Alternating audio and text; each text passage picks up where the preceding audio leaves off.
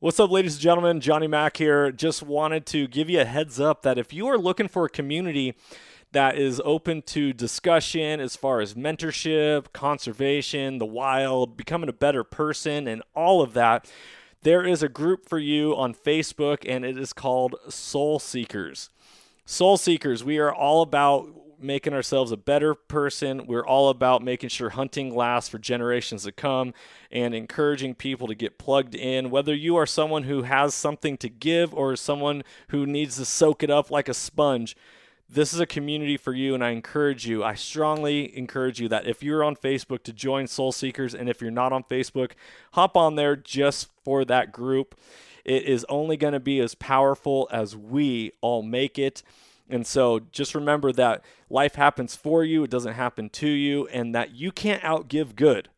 You can't outgive good, people. I want you to understand that, and I want you to believe it, because when we believe that and we lead with courage and we lead with intention, lives are changed, lives are transformed, just like on this podcast, transformation through primal adventure.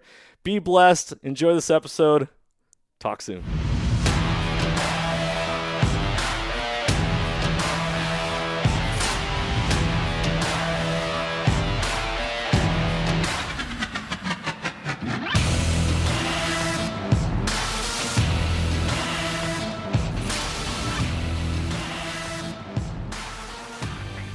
Welcome, ladies and gentlemen, to the Soulful Hunter Podcast. I'm your host, Johnny Mac. Through this podcast, I'm on a mission to transform lives through primal adventure and to spread my mission of mentorship as conservation. This podcast is powered by Washington Backcountry, a resource for all hunters, both new and old. To find out more about Washington Backcountry, go to wabackcountry.com or search for Washington Backcountry on Instagram, Facebook, Twitter, and YouTube. The Soulful Hunter Podcast is also proudly presented by the Crazy Elk Company. Based out of the state of Washington with products made in America, they are providing solutions with gear to problems you didn't even know you had. Their tag wallet is one of those solutions, and I had the pleasure of using it on all of my hunts this last year, and it is now a mainstay in my kill kit. The tag wallet is a water-resistant zippered pouch that comes with its own reusable zip ties to safely and securely store your notch tag for quick and easy access.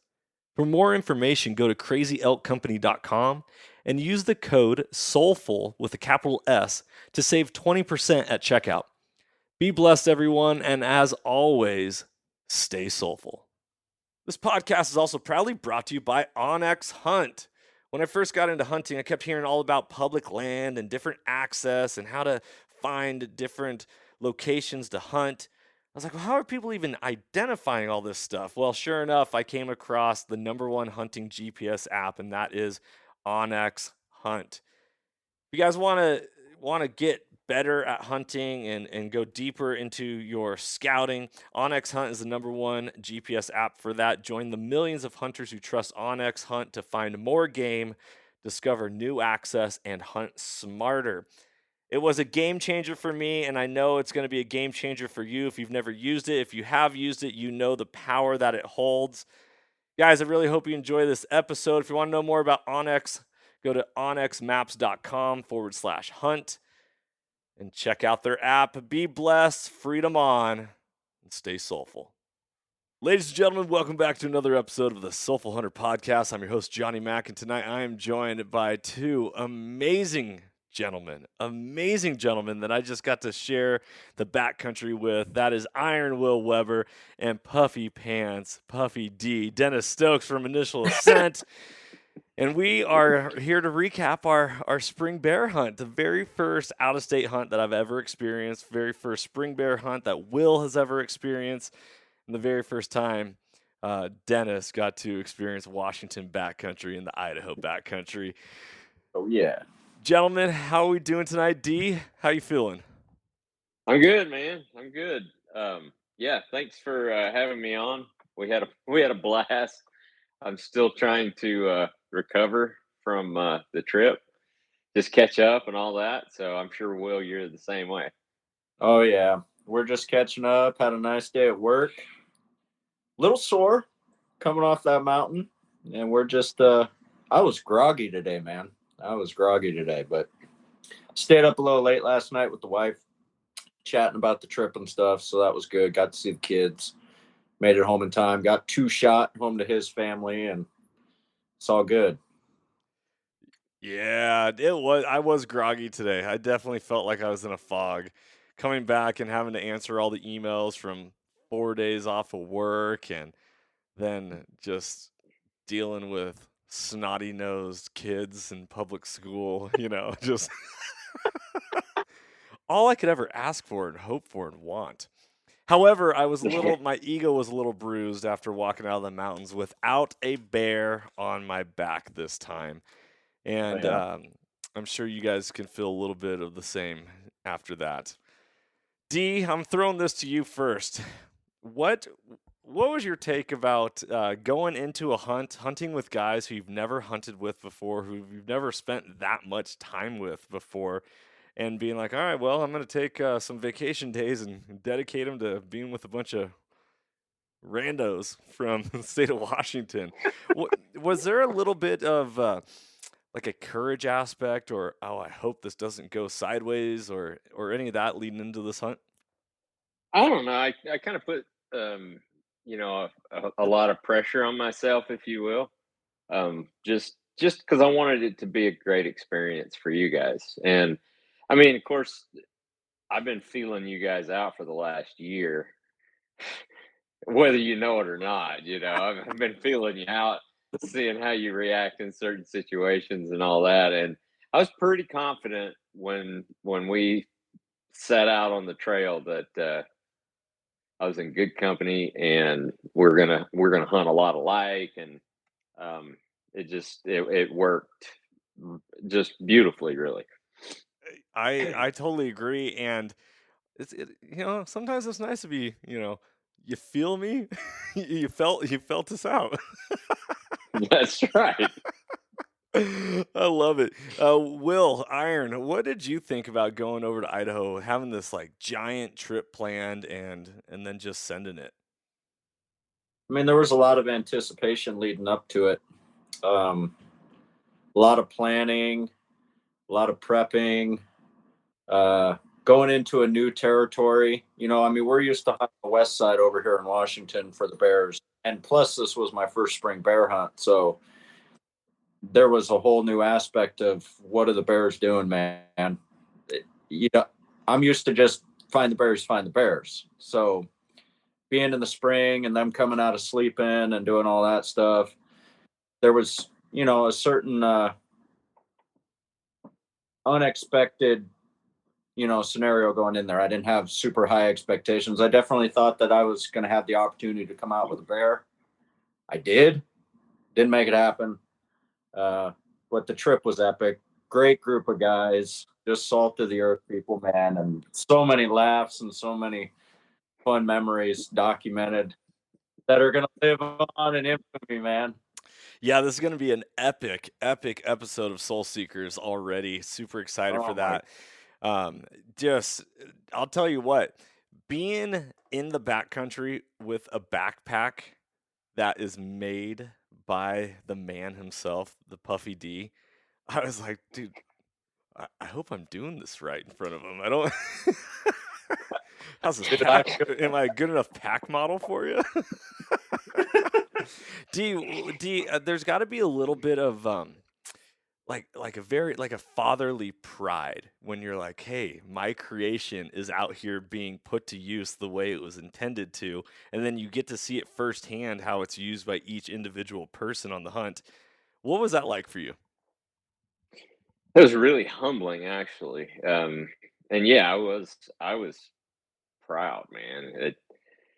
You put it that way with being proud, like a fatherly, and I don't know if I quite went to that extent, but I see exactly what you're saying, and I agree.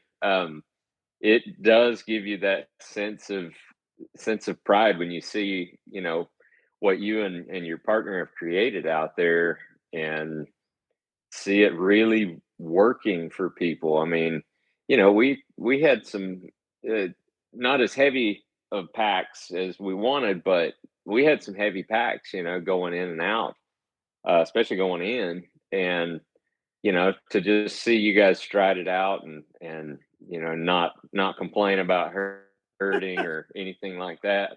It was really cool, and I couldn't help myself. There's sometimes I made some comments like, hey, here's a little tip or something, you know, and I didn't want to overstep my bounds or anything like that, but that's my passion for it, and I want you to experience the proper fit at all times if you can, and so I loved it. Back wrong. Exactly.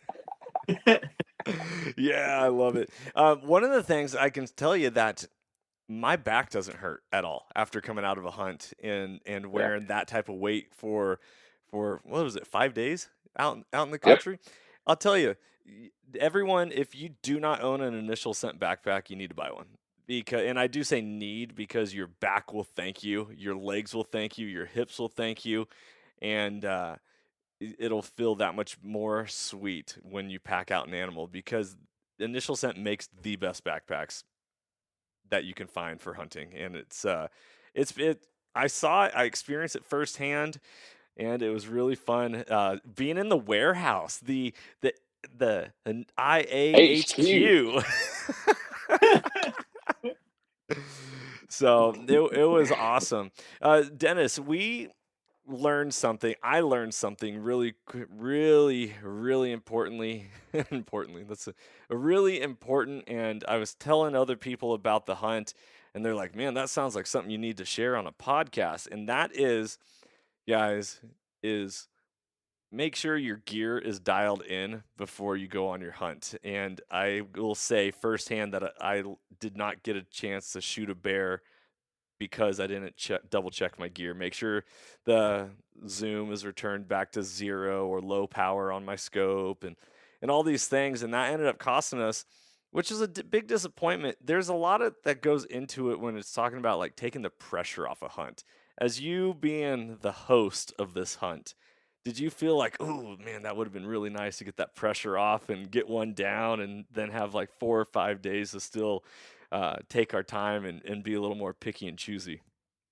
Yeah. I mean, no doubt. Anytime you're presented with the opportunity, you'd like to be able to take it and take advantage of it. But that's just hunting, and things happen, and it happens so fast.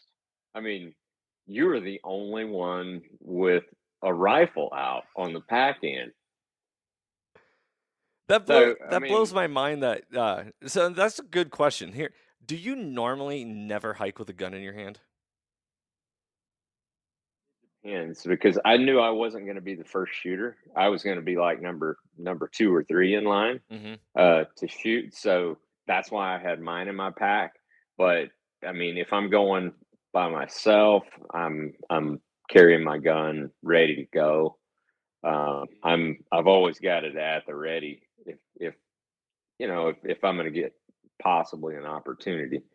So I also saw that you didn't run a sling on your gun. Do you normally? no, this is the first time ever that I didn't run a sling, and I actually kind of liked it.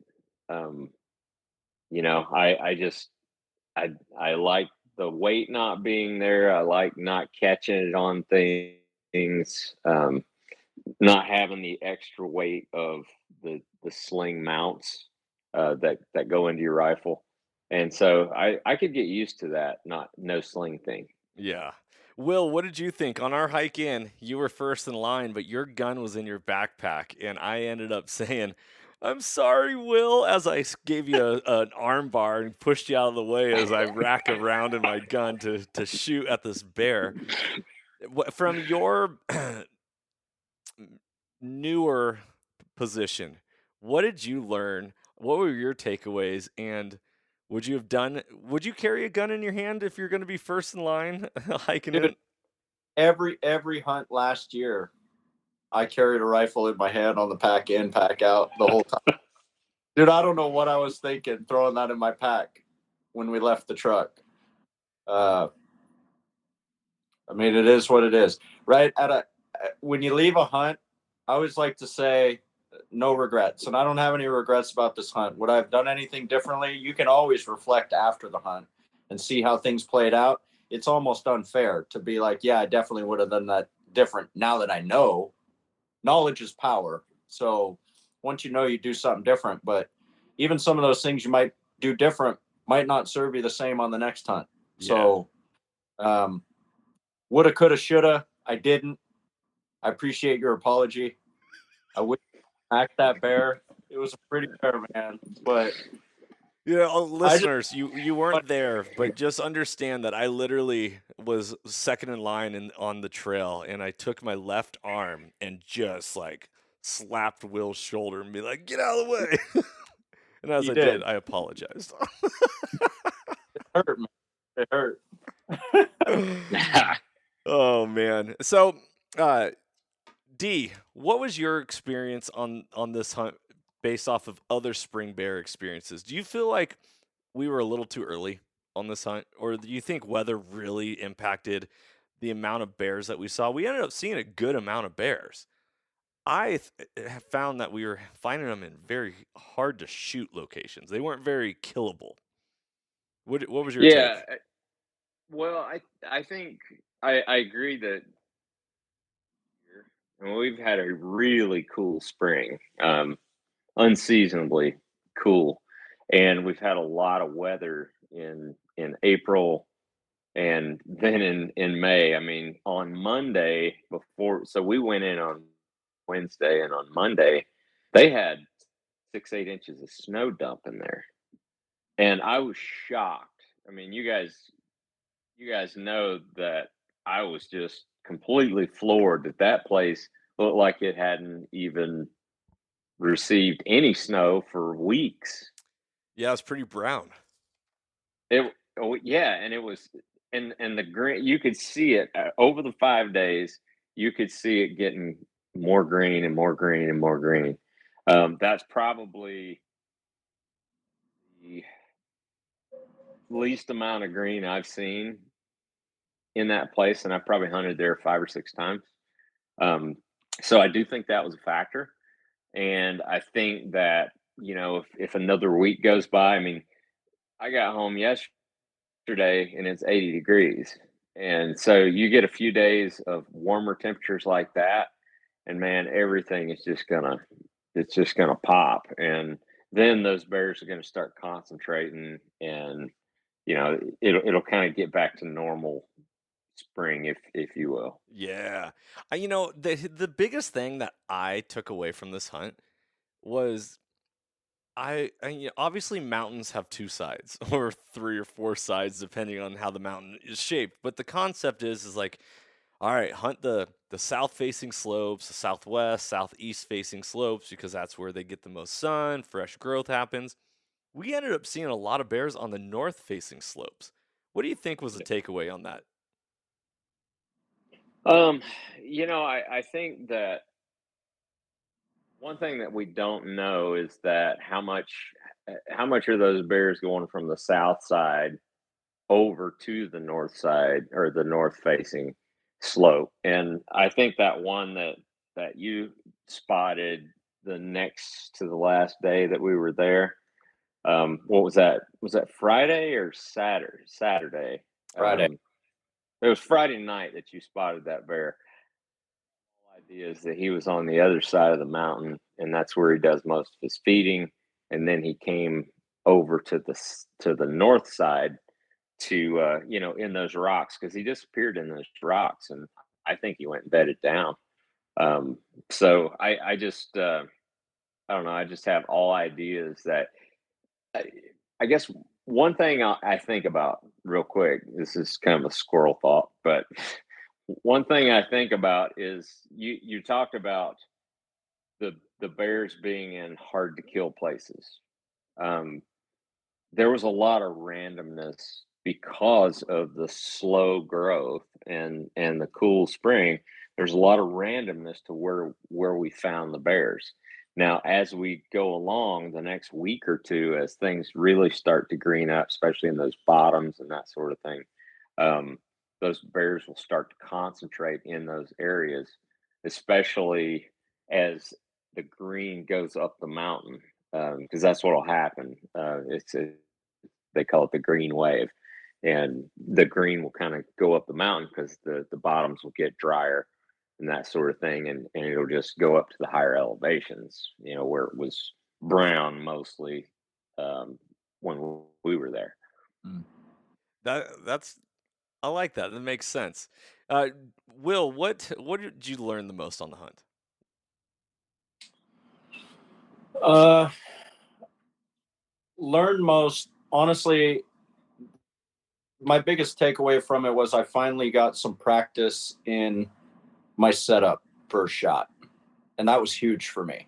I obviously harvested my first deer last December archery and got to kind of go through the emotions of that. But being a rifle hunt, touching out to some distance and having to quickly react and go through all the motions to set yourself up to make a shot, including where are you going to stage, ranging, racking around, flipping your safety, doing your dope, adjusting your parallax and your zoom and all that stuff. It was, and then getting a shot off and then having to relocate a bear after that happens based on what's going on around you and staying calm and composed in that situation.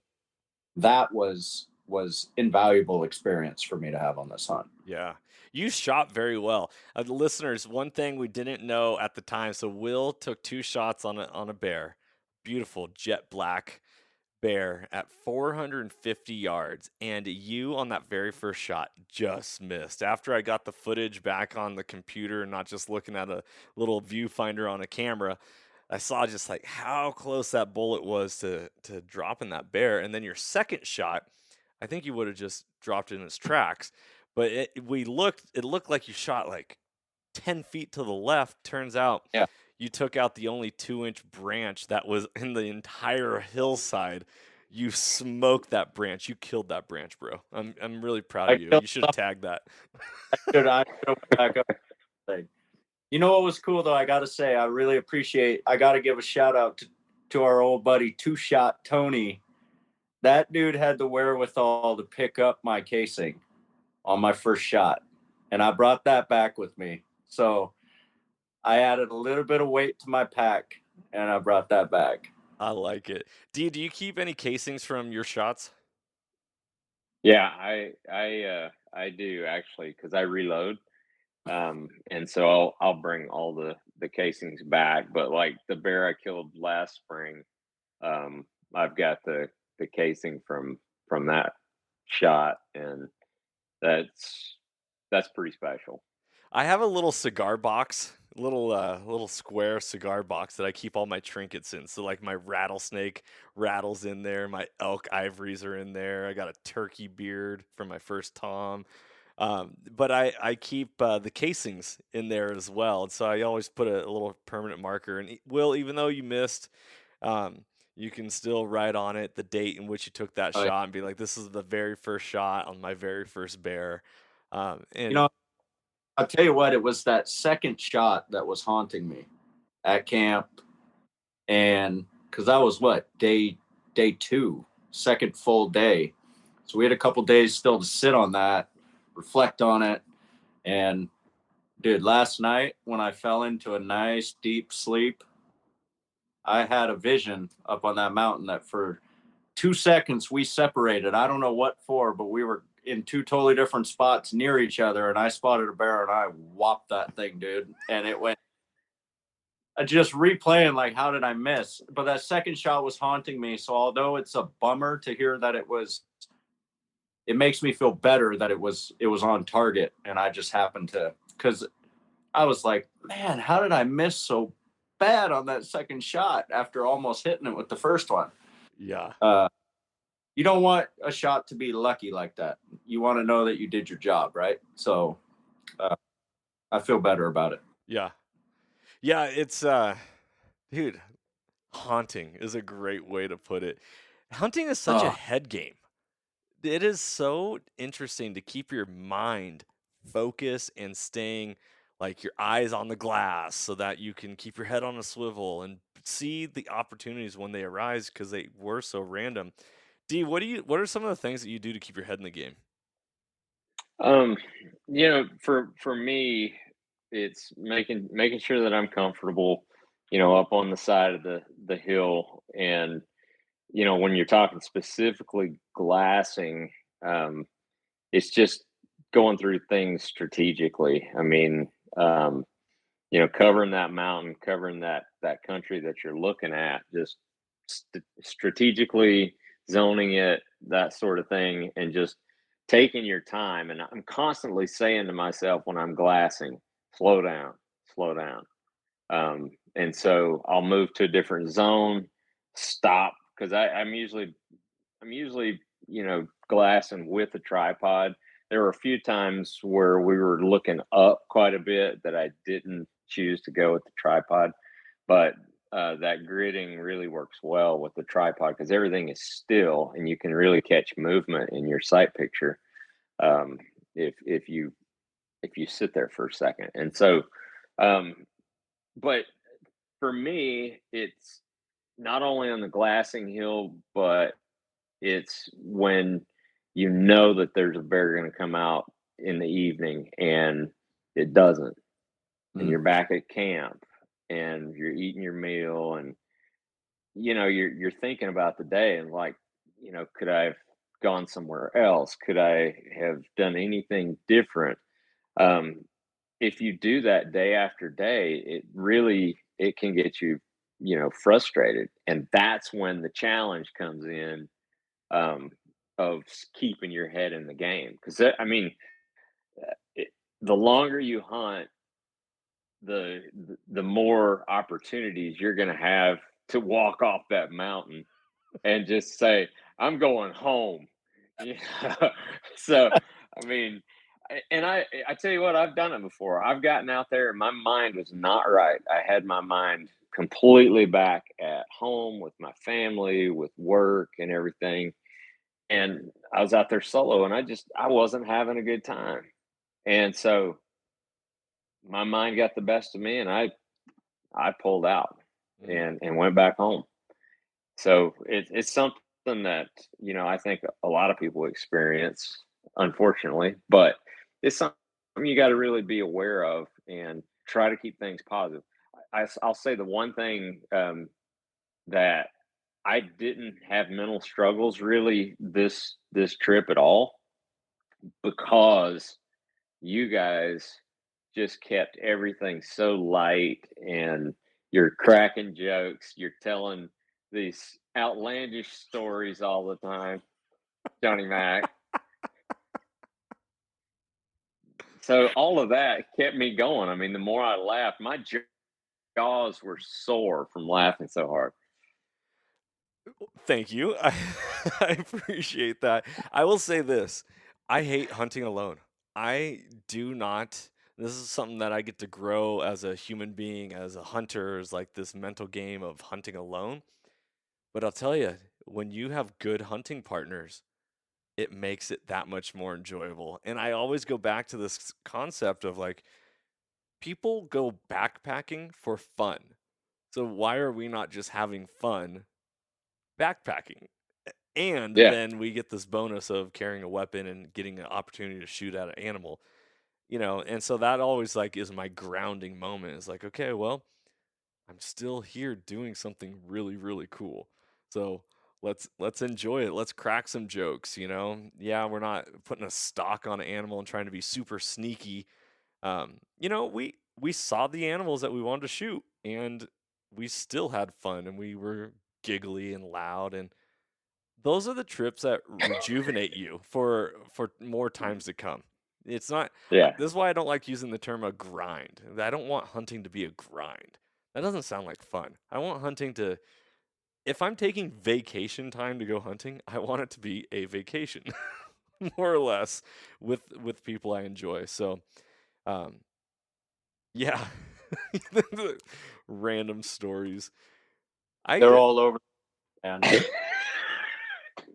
This sounds really weird. It makes sense that why I have a podcast, but I didn't realize how many random stories I've actually experienced in my life that I can just be like blah blah blah blah blah blah, just like shooting them out. We could change the word. We won't even say random. You just have a large variety. of sorts. A plethora, an abundance. I love it. So D, your better half, not your beautiful wife, but your better half in initial ascent, Joe, Mighty Joe, he ended up making it out there with us for a couple days. He had some other things that arose and kept him off the mountain. Was it fun? Did you get a chance to recap with Joe after the hunt and talk with him at all about what it was like being with all of us up there in the mountains? No, we haven't actually gotten a chance to catch up. He left out of town on business for a few days, so we're gonna catch up when he gets back and kind of rehash everything. And yeah, I felt like he just fit right in, and we just all had a great time. It was just it was so much fun, and I really enjoy. Joe and I have hunted a lot together, and I just really enjoy our time out there. And so it was great having him there as well. Yeah, he's a good person. He brought his son Brody along, and I mean, I've never hunted very often where it's like, all right, we go in as a group and we're all splitting up into our own different canyons and you're on your own adventure. I've always just kind of, like, "Oh, we hunt as a group. One animal for all of us is better than no animals for any of us." And that was fun to see that you guys were okay with just picking up with that and rocking and rolling. Yeah, yeah, it was all about having a good time, and however we had to do that. I mean, that that day, what was it, Saturday, rained from the basically the crack of dawn when we started hiking. It rained from then till about 2 o'clock in the afternoon, and having all four of us together under that tarp, and you know, and it, and I apologize, guys. I really apologize because I was going back and forth in my head. Do I put the tarp up? Is it going to stop raining and all that? So it was kind of funny as I looked around. I mean, everybody was kind of wet a little bit. I was getting my pants wet. We're trying to stay up under those trees. Well, the harder it rained, the more the trees rained on us.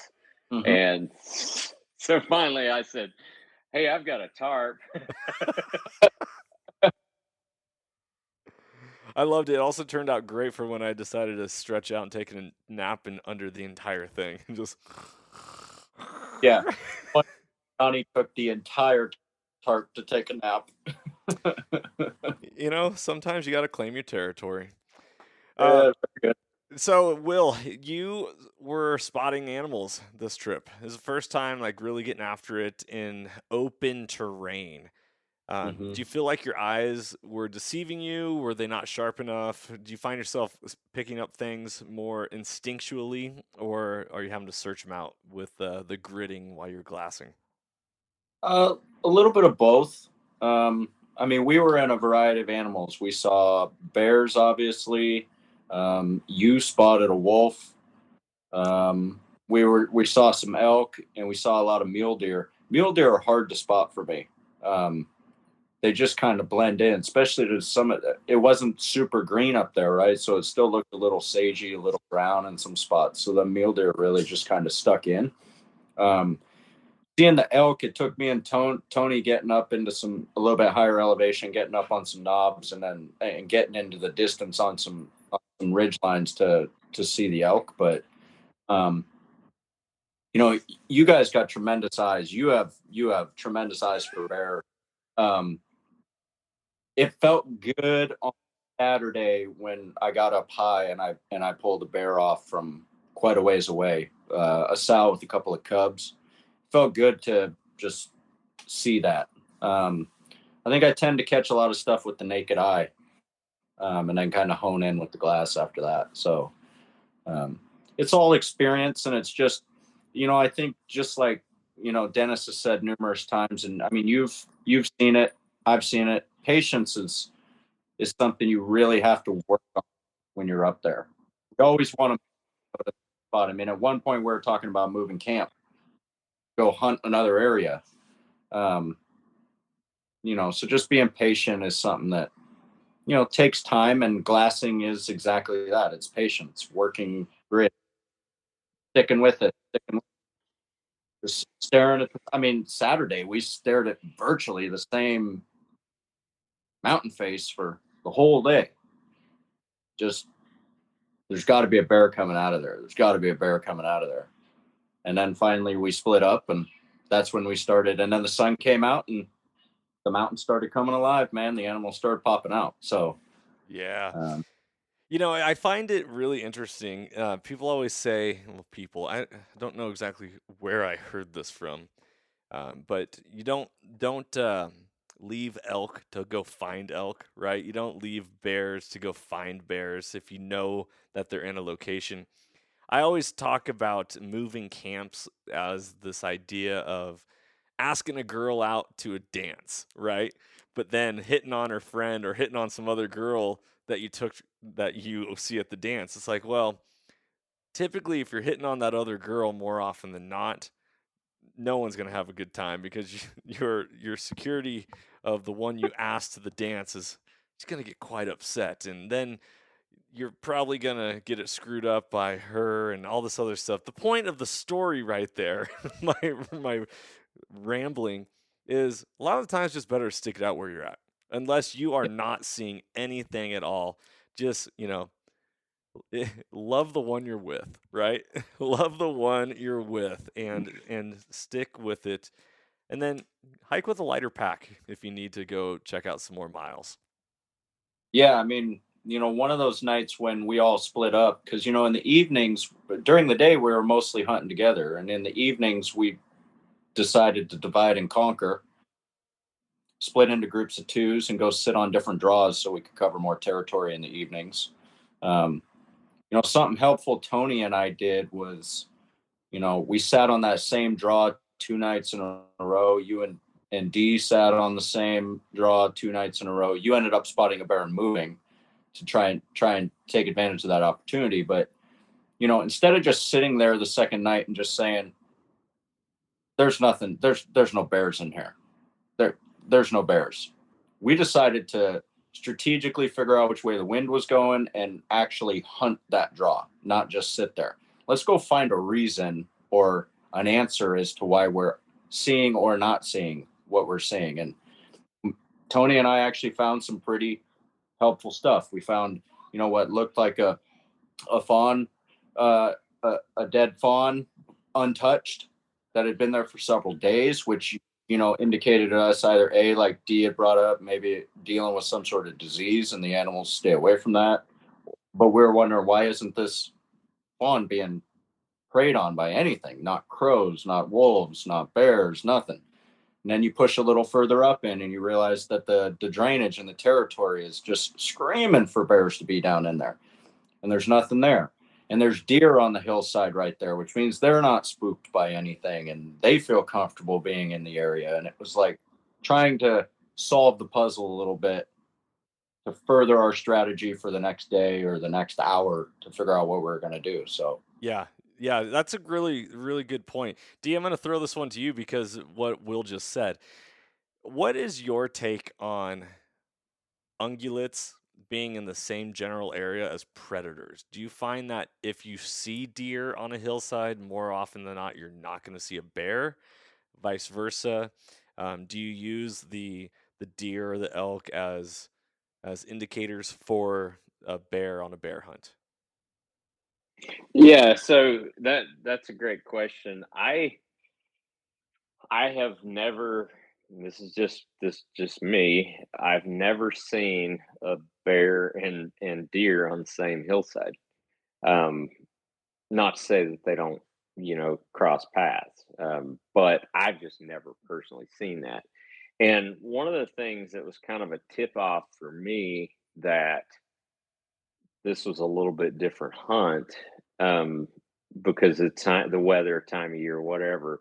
Um, we saw a lot of deer, and typically we don't see any deer.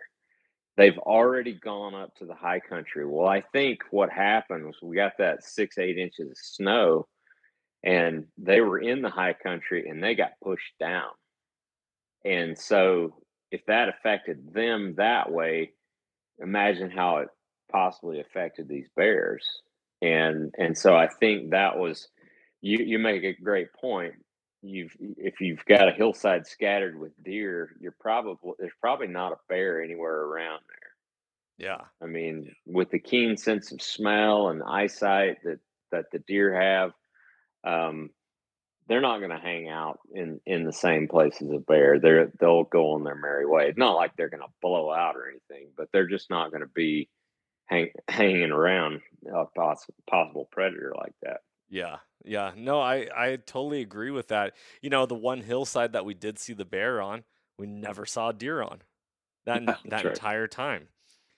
So there's something to be said about that. And the first draw, the sow and the two cubs that you spotted from our camp, the only deer that we saw in that were like way up the top. So they weren't even near like any sort of kill range for the bear to be able to catch up to the deer as well. So Yeah. very interesting perspective. This is all the reflective nature of, all right, there's always something to be learned on a hunt. What are we going to take away and apply to the next one? So that's huge. What did you think, D, about us not hanging food at camp? Being on a bear hunt, leaving our trash out in a nice pile. It wasn't like it was a garbage dump. But what was your take on that? Were you like, man, these guys are nutso? Joe and I have always hunted bears together, and we've just always hung our food, even in black bear country. And I think it can happen, where you get a bear that's curious and all of that, and they'll come into camp and wreck some stuff. But that did not happen We at all. almost hoped it happened. Yeah, we would have loved a curious bear. And see, that was a funny thing that you said. You had your little pile out there. We were talking about it, and you're like, what about the bear coming into camp with us? And you're like, we want that. We want him to come in. And I think my comment to that was, okay, that's baiting. We're now baiting bears. and my first reaction to that was like, being from Washington, I was like, oh, it's illegal to bait bears. Now is this a bad thing? And then I'm like, wait, no, in Idaho, you can bait bears. It's a spot and stalk / baiting hunt. Yeah, we should have been hanging, bars up on the trees and that sort of thing. Well, you guys probably didn't realize this, but everywhere we walked, I slowly dropped little Peak Refuel brownie balls on the trail. Just like, okay, here you go, bears. Come here. Come on now. It didn't work. It's amazing how many brownie bites that we found out on the hillside where we'd never been before. I know. Man, package those up and sell them. Those are phenomenal. I heard they're great reconstituted. I still think that would have been just a hilarious prank. Yes. If we'd have pulled it off. So, listeners, if you ever get Peak Refuel's desserts, the brownie bites, they look like elk turds.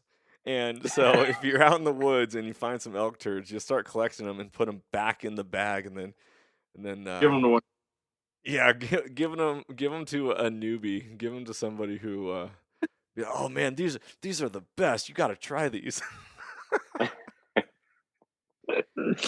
If you wanna think like the animals, you got to eat like the animals. Right. Yeah. Oh my gosh, that just made me lose complete track of the next question. That's all right. Hey, I got a question. Okay, and we talked about this a little bit. So I always like to go over my gear. what I used, what I didn't use. I did that yesterday when I got back, and there were some things that were kind of on the fence whether I'm going to take next time or not. One of those being the solar panel. 5-day hunt. I've got my battery pack that's fully charged. I've got a phone that I need to charge on it. I did that once the whole trip, which I was thoroughly impressed with the battery life on that phone. And I did my inReach once.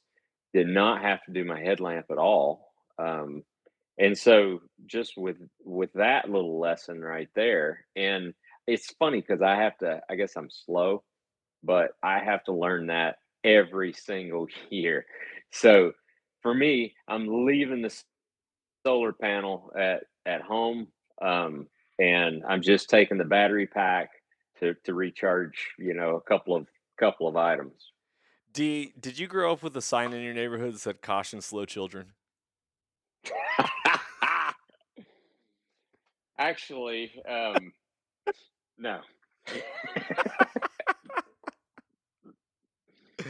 That's funny. So I will say that this was the very first hunt that was full. This is the longest backcountry backpacking hunt that I've been on since filming, since bringing all the camera gear and all that stuff. And I will say I was very impressed with how much juice we conserved. At the same time, I did find my extra Sony battery here in my podcasting gear, and I was like, doggone it, I would have used that, because then I would not have had to bring the extra 2 off-brand batteries. And then I did pick up today a brand new battery pack, one that has 2 ports, so that you can, kind of, for me, I had to determine, it's like, okay, well, do I charge the big camera? Do I charge the GoPros? Am I charging my phone, because we're using that for phone scoping?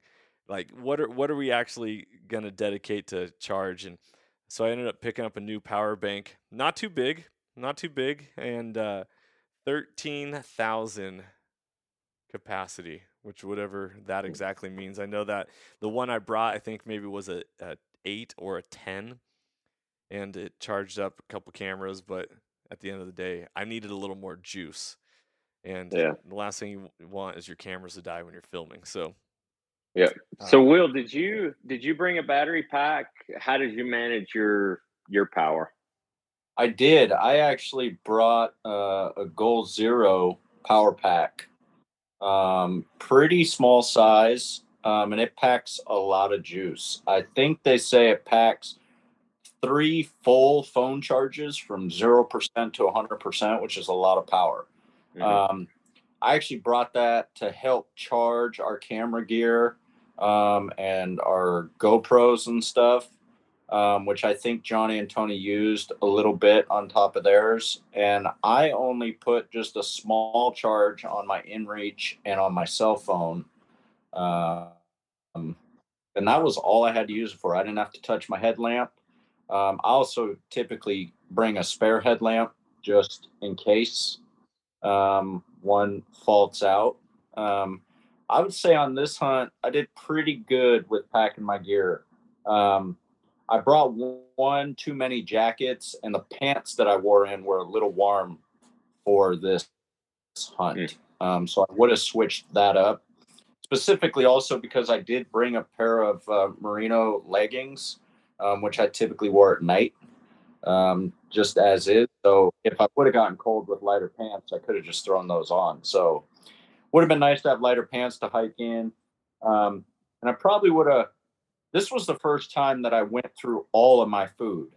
Um, Usually, I don't think I was consuming enough calories when I was up on the mountain. I was kind of foregoing that and just staying hydrated and not eating as much. But I saw you packed some sweet little nuggets in your food pack that I'd probably add to mine next time, like tortillas and cheese and meat sticks and stuff. Make them nice little wraps during the day, man. And those That look like a nice.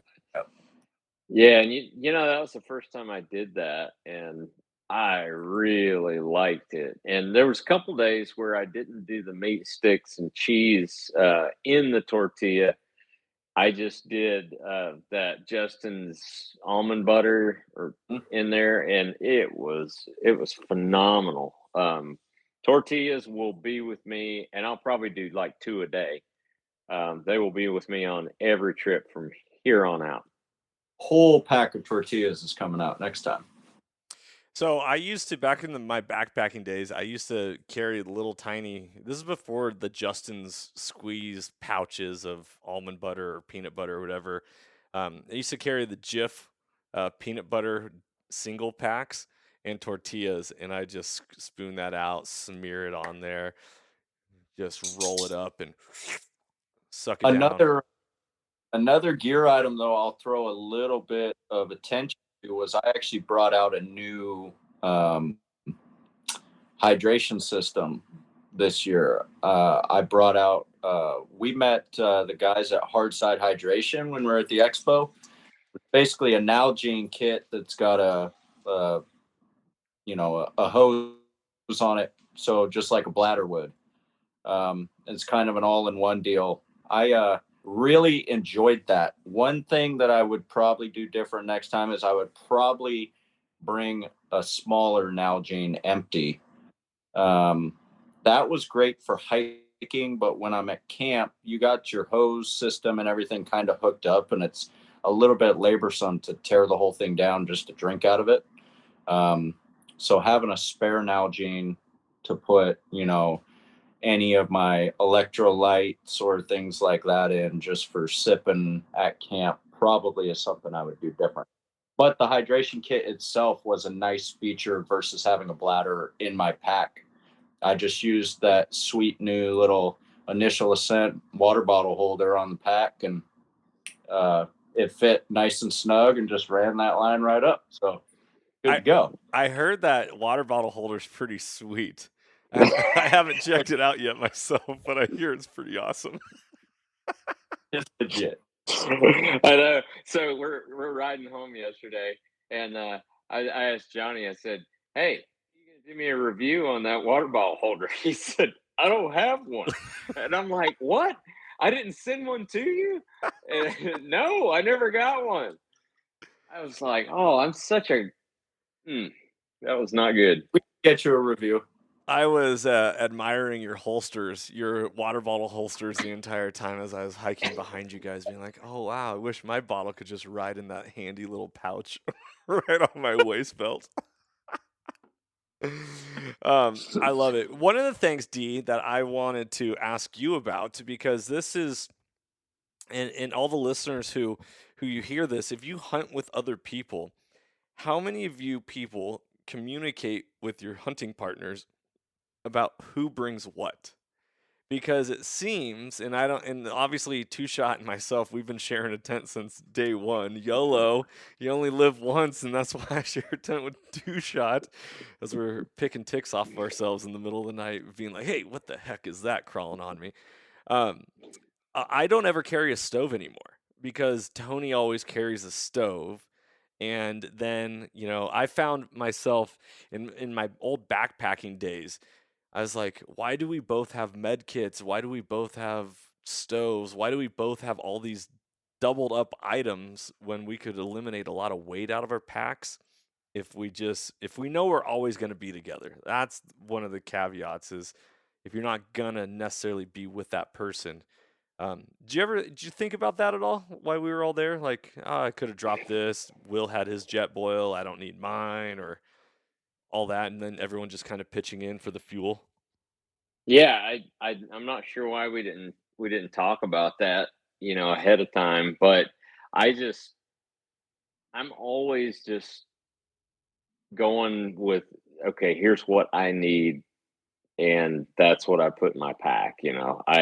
I haven't done a whole lot of the sharing thing, which I probably should, because you make a great point. It You don't have to carry everything if you're doing that. One of those things. Um, let's say, okay, last year when Justin Small and I went on a bear hunt, I brought the shelter, and so he carried the nest, I carried the main shelter, and we split the pack up, or we split the weight up. I brought a stereo pin.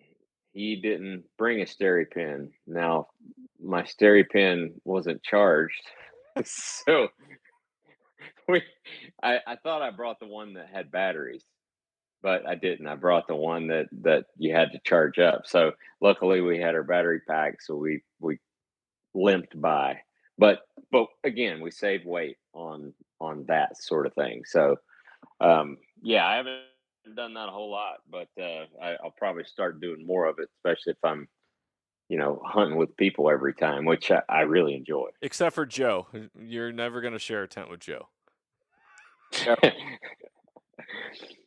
I think Joe just likes his space, and I can respect that, and he probably sleeps better that way. I got to thinking about that. Sleeping in a solo tent, or a tent by yourself versus a two-man tent like you and Two Shot were doing. um things get cozy. You do create more condensation because there's two of you in there. So so I just, I think about all of that stuff, but then I got to thinking about, well, I slept better on this trip than I have on any trip I've ever been on. Yeah, I would It agree.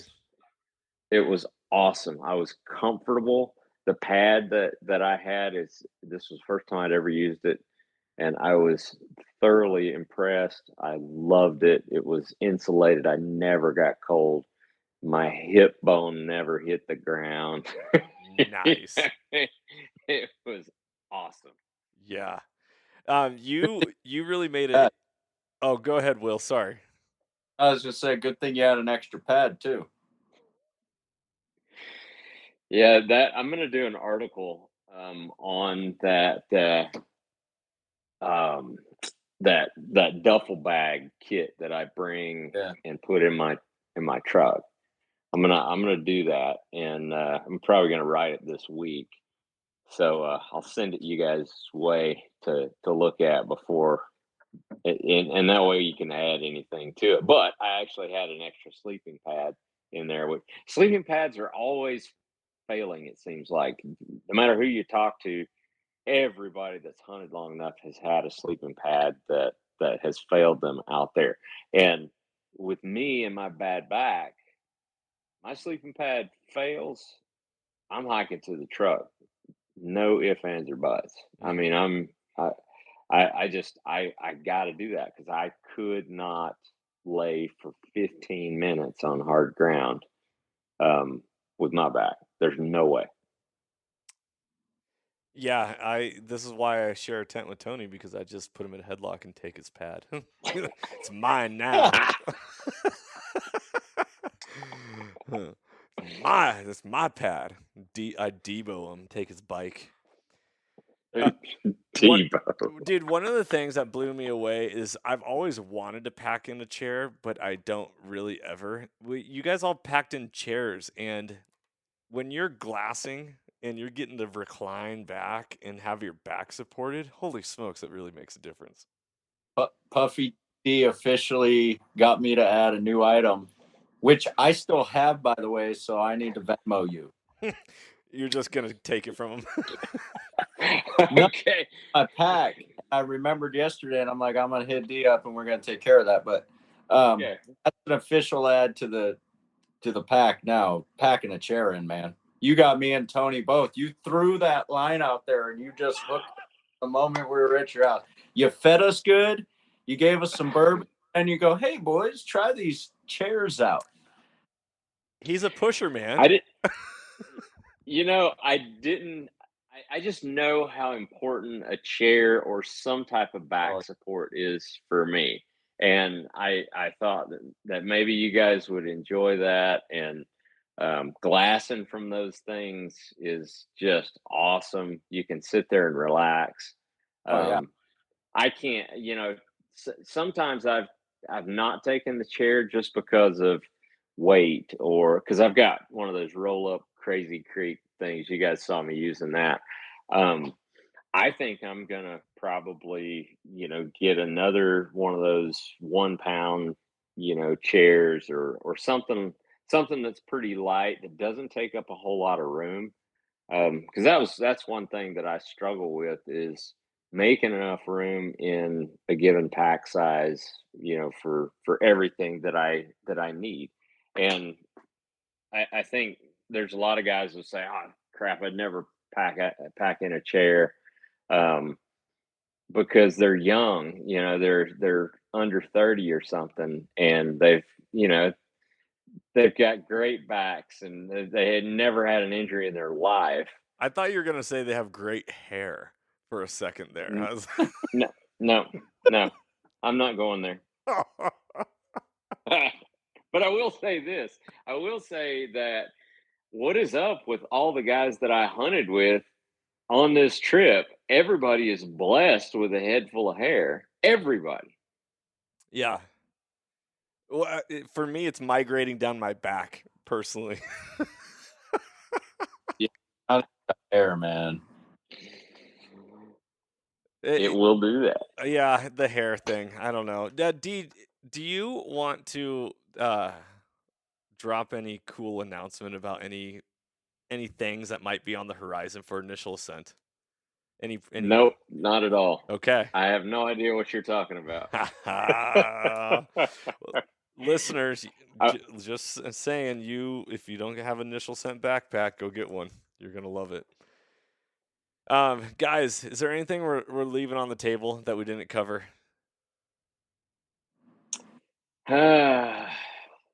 not for me, man. This has been great. Now I could go on and on and on, but this has been great. Will, you got anything? I just know that I think Puffy D is interested in seeing what these berry fields are all about. Yes, it's Amen. time to return the favor. Will, one question I have for you is, Yeah. it's two parts. So the first part is, what was it like being at the Western Hunt Expo, listening to a bear seminar about how to hunt bears, and then going on a bear hunt? Did you find a lot of that information that was presented at the seminar by Jana and myself very applicable? And were you like, oh, I remember this being talked about?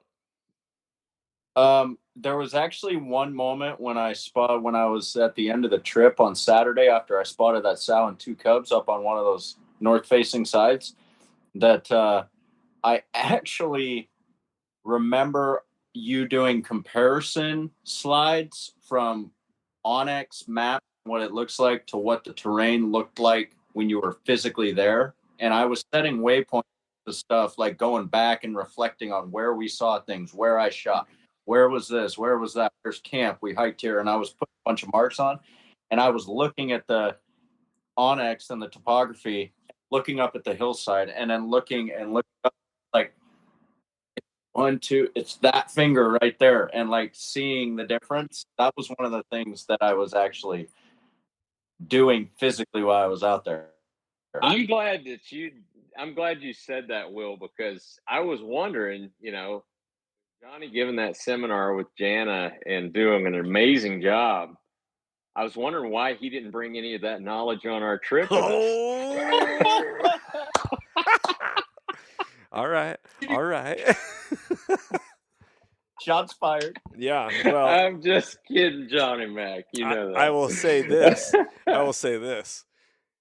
We saw bears and we shot at bears, and so, Everything was laid out there, man. It was great. there are so many people that I personally know that say that they've never killed a bear, or that they rarely ever see bears and all this, and I'm like, I actually find that bear hunting might be one of the easier animals to hunt if you just put some time into learning how they operate.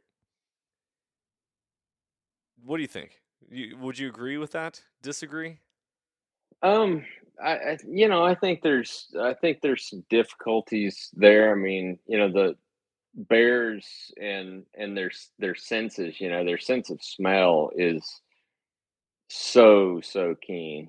And that's what you have to beat. You don't necessarily have to beat their vision, because it's not as keen. But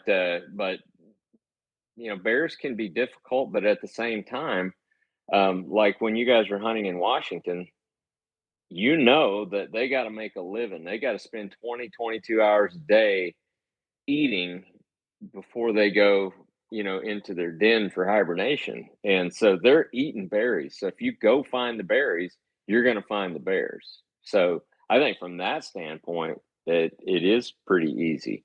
Spring bear hunting, I think it can be, easy, but as we found, it was challenging because we couldn't predict where we were going to see these bears. Yeah. Um, Yeah, so that was difficult for me. there was no funnel point. There wasn't like okay, this is the draw. That is the greenest of all green. They're going to be here. They were all over in random locations, but once again, we still do you, by the way, do you count seeing a bear with cubs as one bear, or do you count that as three bears? I I usually count it as one bear. Um, the cubs just don't count. All the cubs do is keep you from shooting the sow. Very, very true. Okay, so then if cubs don't count as bears, how many bears did we see as a collective group? Will, you spotted one. I spotted one. You shot at one. I shot at one. That's four. Spotted two. The one on the way in and the one up on the hillside. Yeah. So we ended up seeing what? No, you spotted three. Sorry, you spotted three. So we ended up seeing about 5 or 6 bears on our hunt. Yeah, Tony said we saw 12 total, and 3 of them were sows with cubs, so 6 bears. Yeah, because Joe and them they saw 2 sets of sows with cubs, I think, when they weren't with us, and then they saw that one shooter bear that gave them the slip. So A bear. And that's a successful hunt. Big time. Big time. Well, gentlemen, thank you so much for coming on to recap the hunt. Everybody, if you have not, if you don't have a good hunting pack, go hit up initialscent.com. Talk to the Puffy D himself. Tell him that the Soulful Hunter sent you and that you want to get hooked up with an IA, whatever, 2K, 4K, 6K, and beyond, whatever it is, because you're not going to be disappointed. Will, thank you so much, brother, for journeying on this hunt. Puffy D, Yeah. I can't wait to return the favor. Be blessed, boys. Everybody, thanks for listening to this episode. It is powered by Washington Backcountry. You can go to wabackcountry.com. Find a lot of information and fun hunting content, as well as it is powered by Crazy Elk Company and Onyx Hunt. Guys, go check it out. Go follow them, subscribe. Be on the lookout for the TikToks coming from Initial Ascent here pretty soon. I think there's a really smooth one. I know that's going to be posted here. Guys, be blessed, freedom on, and as always, stay soulful. If you enjoyed today's podcast, I'd love it if you could go ahead and give this a rating as well as subscribe. Also, you can check us out on Instagram under the Soulful Hunter Podcast. Make sure to tag us in pictures and posts and use the hashtag Soulful Hunter. To find out more about the Soulful Hunter Podcast, go to soulfulhunter.com and be sure to follow the podcast, as we are going to be bringing you a lot of great information, insight, and changing lives through primal adventure. I look forward to connecting with you on the next episode. Stay tuned and stay soulful.